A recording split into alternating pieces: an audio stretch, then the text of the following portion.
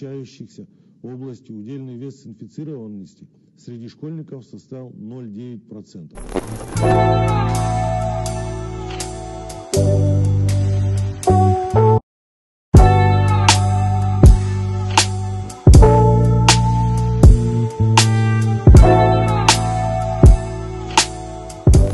Обращаю ваше внимание, что вакцинация добровольная, будет проводиться только с предварительного информационного согласия родителей и законных представителей детей на проведение профилактической прививки.